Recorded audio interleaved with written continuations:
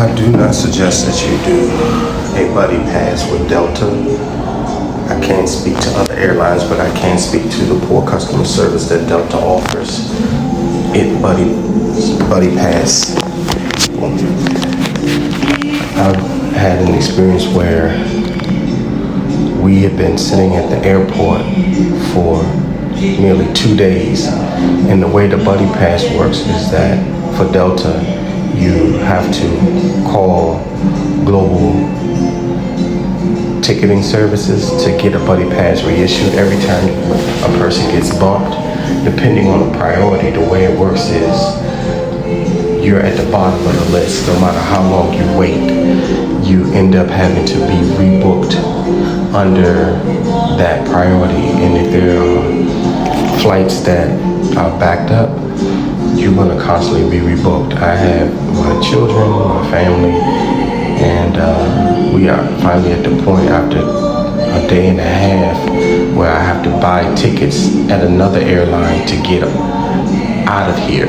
So I would never do a buddy pass, primarily because the priority system, but also because of the customer service that's associated with it. They're very defensive, and if you ask a question, seeing as I don't know, they take it as if, a lot of times they would take it as if you are questioning their ability to do their job versus asking a question about how the system works. That's understandable with customer service a lot of times, but when you're stuck on an island, it doesn't make sense to have that type of attitude. But more importantly, getting the buddy system to work more effectively before people travel to destinations. What it feels like I've been abandoned, and to the point where you have no recourse, you have no way out. So the only way of getting out through the buddy pass, in my experience from Delta, is to just pay for a ticket and go through another airline. And the second thing, the final thing I was going to say about the buddy passes is that it's not really cheaper. And from what I experienced is that the inconvenience of having to wait is one big thing. But for example, I booked a ticket from BWI Baltimore to Atlanta, and for 4 tickets that was $600, versus if I go on to like Priceline, or if I book it directly from a different airline, I've seen flights as low as $45 up to $100. So I could have gotten tickets for $100, but I'm thinking, hey, let me try this buddy pass to see if it's worth it and if I get a better deal. And it's not.